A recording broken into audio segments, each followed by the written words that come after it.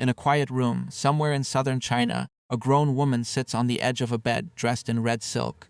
Her makeup is immaculate. Her hair is pinned with gold. In a few hours, she will walk out of this house and never truly belong to it again. But right now, her father kneels beside her with a pair of chopsticks and a bowl of rice. He lifts a bite of food to her lips. She opens her mouth, and both of them begin to cry.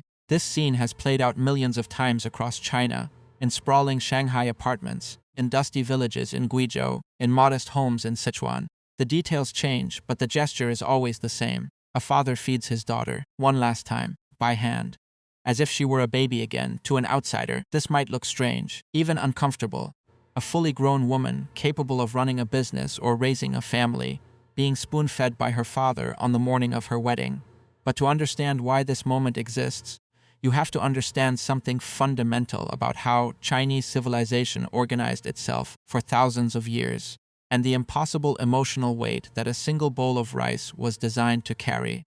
The tradition is rooted in China's patrilocal marriage system. For most of Chinese history, stretching back through the Han, Tang, Song, and Ming dynasties, marriage did not simply mean two people starting a life together. It meant a woman physically and permanently leaving her birth family to join her husband's household. This was not a metaphor, it was literal. Once a bride walked out of her father's door, she became a member of a different family. She would eat their food, observe their ancestral rites, bear children who carried their surname. In many communities, she was expected to call her husband's parents mother and father.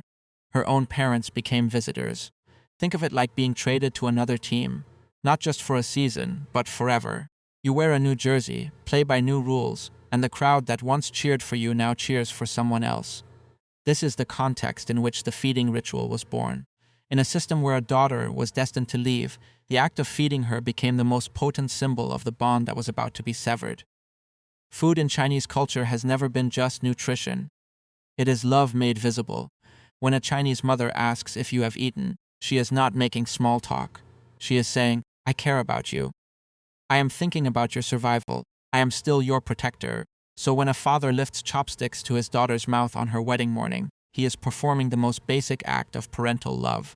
The same act he did when she was an infant, when she was a toddler who could not yet hold a spoon, when she was a child who ran to him after school. He is saying, without words, that no matter how old she is, no matter whose family she is about to join, she was once his to feed. And that is a truth that no ceremony can erase. But the ritual carries a darker edge, too. In feudal China, the feeding was often accompanied by weeping, not just tears of sentimentality, but genuine grief. In many regions, the bride was expected to cry for days before the wedding. This practice, known as crying marriage or kujia, was especially prevalent among the Tujia ethnic group in Hunan and Hubei provinces, where brides would begin crying ritually a full month before the ceremony. They would sing songs of sorrow, lamenting their departure from their mothers, their sisters, their childhood homes. Some of these songs have been recorded and preserved. They are devastating. One translated verse from a Tujia bridal lament goes roughly like this. "Mother, you raised me with rice and water. Now I walk to a stranger's house, and your chopsticks will never reach me again." The metaphor of feeding is everywhere. It runs through the poetry, the songs, the rituals, the folk sayings. To be fed is to be loved. To stop being fed is to be let go. And here is where the history turns complicated.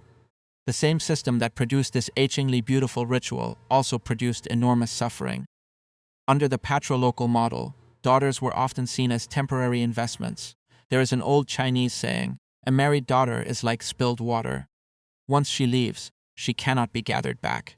This meant that in poorer families, daughters received less food, less education, less medical care than their brothers. The logic was brutal but consistent. Why invest in someone who will one day feed another family? The feeding ritual, in this alite, becomes not just a gesture of love but an act of apology. A father lifting rice to his daughter's lips one last time is acknowledging the asymmetry of the world she was born into. He fed her, yes, but he also raised her inside a system that valued her less. The tears are not just about separation. They are about the weight of everything that system demanded. From both of them, the Communist Revolution of 1949 attempted to dismantle much of this framework.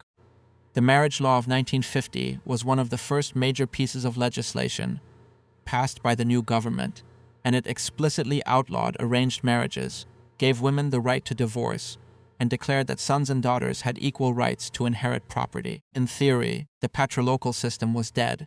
A daughter was no longer lost upon marriage, but culture does not follow legislation. Not immediately, not completely. In modern China, many of the old structures have softened but not vanished. The majority of young couples now live independently, not with the groom's parents. Women have careers, bank accounts, property. Daughters call their own parents regularly, visit on holidays, send money home. The one-child policy, in effect from 1980 to 2015, actually accelerated this shift because millions of families had only a daughter. When your only child is a girl, she becomes everything. She is the investment, the heir, the caretaker of your old age. The old saying about spilled water lost its meaning when there was no son to keep, and yet the feeding ritual persists. Walk into any Chinese wedding preparation room today, and there is a good chance you will see some version of it. Sometimes the father feeds the bride with chopsticks. Sometimes the mother joins him. Sometimes it is a single dumpling. Sometimes it is a full bowl of noodles. Long noodles, symbolizing a long life and a long marriage. The form varies. The emotion does not. Why does it endure? Because rituals do not survive on logic. They survive on feeling. The feeding has outlasted the system that created it because the feeling it captures. A parent's reluctance to let go, a child's gratitude for having been cared for, is universal. You do not need to understand patrilocal marriage to understand what it means to feed someone you love for the last time as their protector. There is a concept in Chinese philosophy called Bao En, repaying kindness. It is one of the central pillars of Confucian ethics, and it shapes nearly every family relationship in Chinese culture. Children are expected to repay the debt of being raised. The food a parent gives is the most literal form of that debt. Every meal a father cooked, every lunchbox a mother packed, every late-night bowl of congee during exam season, it all accumulates into an emotional ledger that a child carries for life. The feeding ritual on the wedding morning is the final entry in that ledger. It is the father's way of saying, "The account is closed, you owe me nothing. Go and build your own table." And it is the daughter's way of accepting that bite and saying, "I will never forget what it cost you to fill this bowl." Compare this to Western wedding traditions. In much of Europe and America, the defining gesture is the father walking the daughter down the aisle, a tradition rooted in the idea of the father giving away the bride, transferring her from one man's protection to another's. The gesture is public, performative, and oriented toward the groom.